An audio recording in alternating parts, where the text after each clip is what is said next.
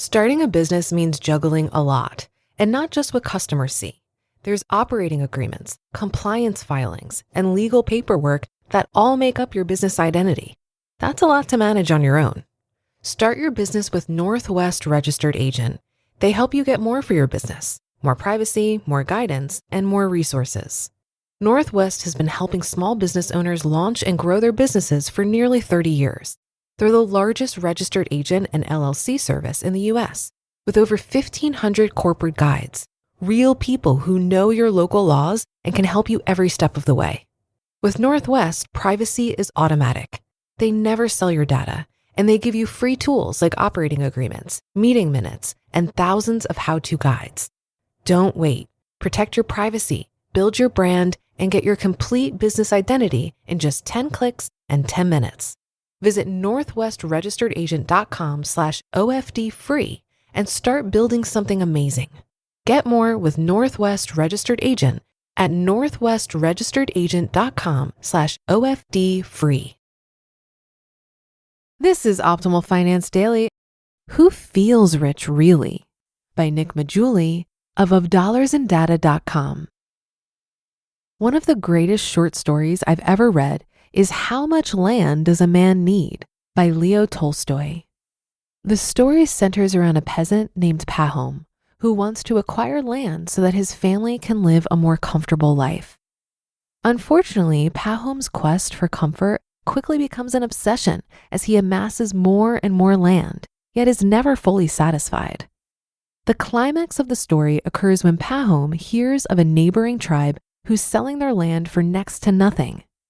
In an effort to secure some of this cheap land, Pahom showers the tribe and its chief with lavish gifts.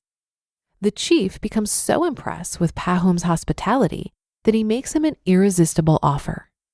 The chief tells Pahom that he can have all the lands that he can mark off within a single day as long as he returns to his starting point before the sun sets.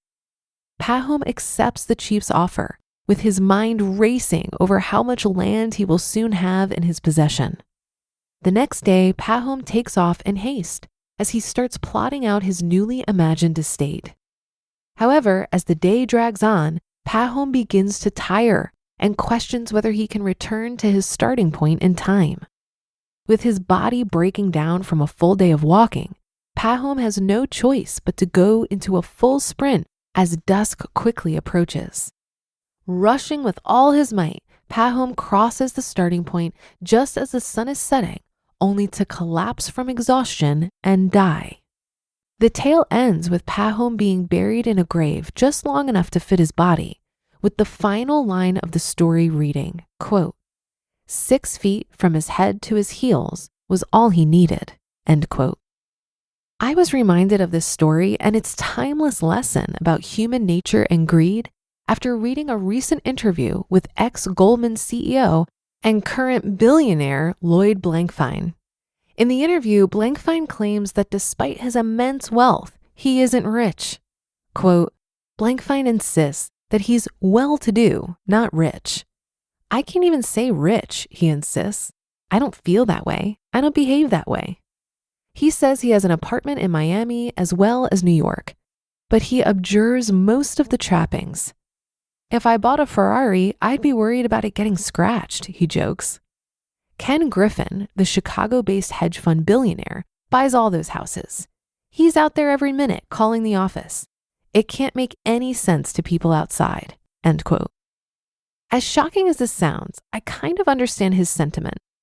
When you regularly hang out with people like Jeff Bezos and David Geffen and count Ray Dalio and Ken Griffin among your peers, having only $1 billion doesn't seem like much. However, on a completely objective basis, Blankfein is in the top 0.01% of US households, or the 1% of the 1%. According to Sayez and Zuckman, the top 0.01% of US households, about 16,000 families, had a net worth of at least $111 million in 2012. Even if you adjust for the increase in asset prices since 2012, Blankfein would easily be in the top 0.01%. But it's not just Blankfein with this perception problem.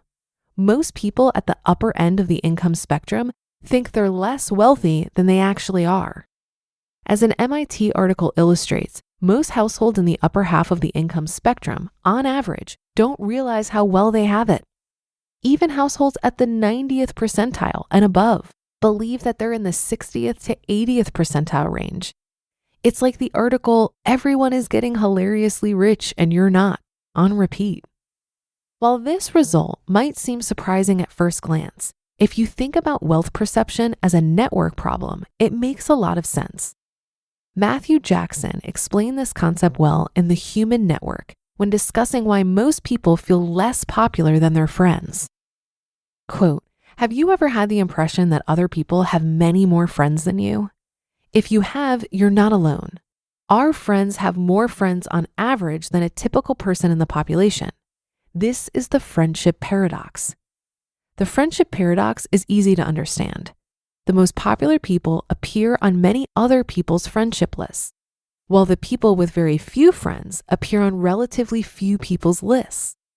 The people with many friends are overrepresented on people's lists of friends relative to their share in the population, while the people with few friends are underrepresented, end quote. You can apply the same thinking within your social networks to illustrate why most people feel less rich than they actually are. For example, you can probably think of at least one person who is wealthier than you are. Well, that wealthier person likely has some wealthier friends, so they can think of someone wealthier than themselves as well. And if they can't, they can easily reference a celebrity who is, like Gates or Bezos. If you extend this logic to its natural conclusion, you'll realize that everyone, besides the world's richest person, can point to someone else and say, "I'm not rich, they are." That's how filthy rich billionaires like Blankfein can feel that they're just well-to-do. Well, guess what? You probably don't act all that different. How do I know? Because you're likely far richer than you think. For example, if your net worth is greater than $4,210, then you are wealthier than half of the world, according to the 2018 Credit Suisse Global Wealth Report. And if your net worth exceeds $93,170, which is similar to the median net worth in the US, that puts you in the top 10% globally. I don't know about you, but I would consider someone in the top 10% to be rich. Let me guess, you disagree? You don't think it's fair to compare yourself with random people across the globe like rural farmers in the developing world? Well, guess what? Lloyd Blankfein probably doesn't think it's fair to compare himself with people like you and me either. Yes, Blankfein's claim of not being rich is objectively more outlandish than the claim that being in the top 10% globally isn't rich. However, they are fundamentally the same argument. We're just splitting hairs. After all, is the top 10% rich? The top 1%? The top 0.01%? And at what aggregation level? Globally? Nationally? Citywide? There's no right answer because being rich is a relative concept. Always has been and always will be. And that relativity will be present throughout your life. For example, you would need a net worth of $10.35 million to be in the top 1% of US households. However, if you control for age and educational attainment, the top 1% varies from as little as $264,000 to as much as $33 million. This is why when I ask, who feels rich really? The answer is no one. Because you can always point to someone else who's doing better. But the trick is not to forget all the people who could be pointing at you. You just listened to the post titled, "Who Feels Rich Really?" by Nick Maggiulli of dollarsandData.com. The new year gets people thinking about finances, building an emergency fund, saving for a home, retirement. Done just tracking past spending? Want a tool that helps you actually achieve those goals? Set yourself up for financial success this year. Monarch is the all-in-one personal finance tool designed to make your life easier. It brings your entire financial life, budgeting, accounts and investments, net worth, and future planning together in one dashboard on your phone or laptop. Be aware and in control of your finances this year and get 50% off your Monarch subscription with code OPTIMAL. I've been using Monarch for years. It keeps me focused on moving forward, not feeling bad about past spending. The savings projections help me make decisions that actually move the needle. Set yourself up for financial success in 2026 with Monarch, the all-in-one tool that makes proactive money management simple all year long. Use code OPTIMAL at monarch.com for half off your first year. That's 50% off your first year at monarch.com with code OPTIMAL. This episode is brought to you by Peloton. Break through the busiest time of year with the brand new Peloton Cross Training Tread Plus, powered by Peloton IQ. With real-time guidance and endless ways to move, you can personalize your workouts and train with confidence, helping you reach your goals in less time. Let yourself run, lift, sculpt, push, and go. Explore the new Peloton Cross Training Tread Plus at onepeloton.com. This article made me think more about the emotional benefits of feeling satiated when it comes to money. When we compare to others, we're more likely to feel the emotions of greed, lack, inferiority, or superiority. In many ways, we're wired to expand, to grow, to improve. We set personal and professional goals, financial and otherwise, to give us something to work towards.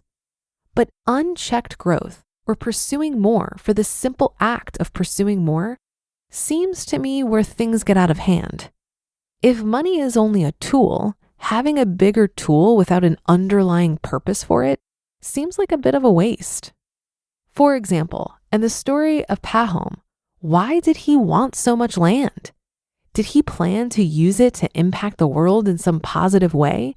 Or was all that effort driven by greed with no greater outlet? The concept of enough when it comes to money is really powerful. It helps us feel a sense of contentment and purpose and allows us to enjoy our good fortune. And it's not just enough money. How about enough stuff and relationships and success and achievement?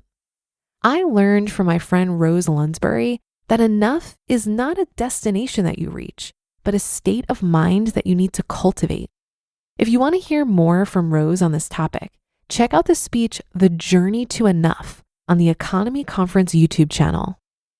But that'll do it for today. Have a happy rest of your day, and I'll see you on the Sunday show tomorrow, where your optimal life awaits.